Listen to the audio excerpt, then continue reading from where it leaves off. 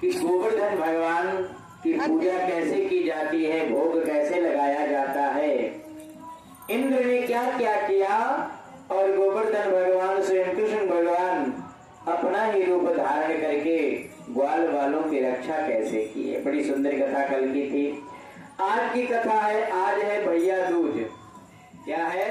भैया दूज। आज भैया दूज का पर्व है।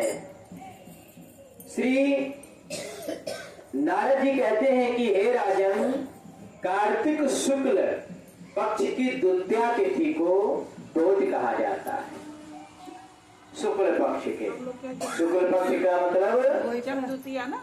हाँ, जमदूतिया। उजाले पाक में जब द्वितीया तिथि आवे तो उसको भैया दूज कहा जाता है। इस दिन द्वितीया तिथि को यमुना जी में स्नान करने का बड़ा फल मिलता है। इस दिन यमुना जी में स्नान करें या किसी भी नदी में स्नान करें, या ना हो पावे तो गंगा जल का डाल करके बाल्टी में स्नान करें। यदि वो भी ना हो पावे तो नहाते समय पे गंगा जी का नाम ले लें तो भी कल्याण हो जाए। जाने तो मंदिर की लग रहा है नाम। बोल गोविंद भगवान की। इस दिन यमराज की पूजा करनी चाहिए। यमराज की पूजा जो करता है उसे किसी भी प्रकार की यम से मुक्ति मिल जाती है। इस दिन भाई को चाहिए कि वो अपने घर भोजन ना करे, अपने बहन के घर जावे भोजन करे। ऋतिक को भेजना। बोल गोविंद भगवान की। बुला रही है। और इस प्रकार से जब बहन के घर जावे, बहन को प्रणाम करे। और बहन ऐसे जो हमारे शास्त्रों में 7 चिरंजीव बताए गए हैं, जिसमें मार्कंडे, बलि, व्यास जी, हनुमान जी, विभीषण, कृपाचार्य, अश्वत्थामा और परशुराम। 8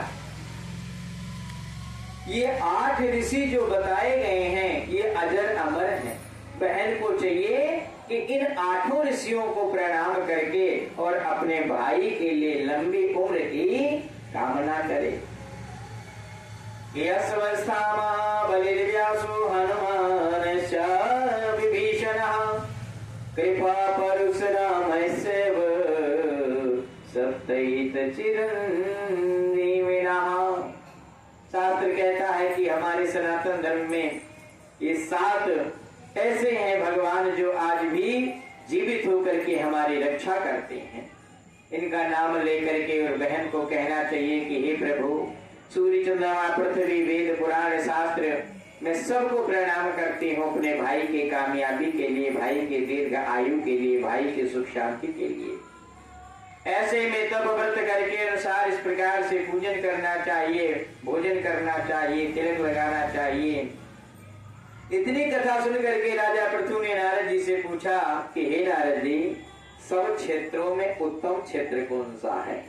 नारद जी कहने लगे, हे राजन, सब क्षेत्रों में उत्तम क्षेत्र गंगा जहाँ बहती हैं और यमुना जहाँ बहती हैं वो क्षेत्र होता है।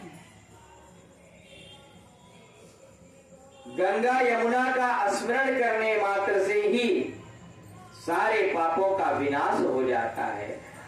हे राजन, जहाँ गंगा यमुना का संगम हो जावे, मिलाप हो जावे, वही क्षेत्र सभी क्षेत्रों का राजा कहा जाता है। ये केवल भारतवर्ष में एक जगह ऐसा है जहाँ गंगा यमुना मिली है, उनका नाम है प्रयागराज। क्या नाम है? प्रयागराज। प्रयागराज, जहाँ गंगा यमुना सरस्वती तीनों धाराएं वहां पे एक हो जाती है, उसी को प्रयागराज कहा जाता है। भारतवर्ष में जितने भी तीर्थ स्थल हैं, सभी तीर्थ स्थल के जो राजा घोषित किए गए हैं वो प्रयागराज की घोषित किए गए हैं। आज भी जो भारतवर्ष में कुंभ लगता है तो देवता जाकर के प्रयागराज में स्नान करते। देवता, मनुष्यों को तो तुम बात ही छोड़ दो, इंसानों को तो बात ही छोड़ दो, देवता भी जाकर के प्रयागराज में स्नान करते हैं। बड़े बड़े देव ऋषि, बड़े बड़े महात्मा, बड़े बड़े साधु संत जा करके गंगा यमुना त्रिवेणी में स्नान करते हैं। इस प्रकार से जो मनुष्य जो अभिलाषा लेकर के भगवान गंगा जी में, माँ भगवती गंगा में स्नान करता है, माँ भगवती उसके पापों को धुल देते हैं। जो मन में कामना लेकर के जो मनुष्य करता है, एक बात ध्यान रखना, आप तीर्थ स्थल भी जा रहे हो और यदि आपका मन या कथा में जा रहे हो और यदि आपका पूरी तरीके से मन चोरी करने के लिए लगा है तो आप चोरी में कामयाब हो जाओगे, पक्की बात है। क्यों? इसलिए क्योंकि हृदय में जो तुम्हारे भाव होगा भगवान उसे जरूर पूरा करेगा। चाहे गलत विचार रखोगे तो गलत विचार पूरा होगा, अच्छा विचार रखोगे तो अच्छा पूरा होगा। क्यों? भगवान सबकी सुनता है। भगवान स्पेशल तुम्हारी नहीं सुनता, भगवान सबकी सुनता है। पर यह है कि भगवान को चोर भी दीपावली को जगाते हैं कि मेरी चोरी कभी पूरी साल पकड़ी ना जाए। सही बता रहा हूं। हमारे यहाँ कहते हैं जैसे मंत्र जगाया जाता है ना, दीपावली में कोई मंत्र सिद्ध किया जाता है, दीपावली का सिद्ध किया हुआ मंत्र, अमावस का सिद्ध किया हुआ मंत्र बिल्कुल सटीक जाकर के बैठता है। कोई भी मंत्र सिद्ध कर लो, और जो मंत्र अपनी सिद्धि नहीं करता फिर धीरे धीरे उसके मंत्रों की जो अहमियत होती है कम हो जाती है। चोर भी अपनी खूब जगाते हैं। तो जो आपके मन में भाव होगा राजन, हे राजन, जो आपके मन में भाव होगा वही आपको फल मिलेगा। इस प्रकार के वचन को सुनकर के श्री सुखदेव भगवान कहते हैं कि जैसे गंगा यमुना सरस्वती नर्मदा सिंध कावेरी महन तनया चरमोती वेदिका क्षिप्रा गया गंडिका, ये सारी नदियों का नाम स्मरण करने से ये हमारे भारतवर्ष की पावन नदियां हैं। इसीलिए भारतवर्ष सबसे उत्तम देश माना गया है। भगवान के जितने जन्म हुए हैं भारत में हुए हैं। सबसे उत्तम जहां सबसे ज्यादा नदी पाई जाती है वो भारतवर्ष में पाई जाती हैं।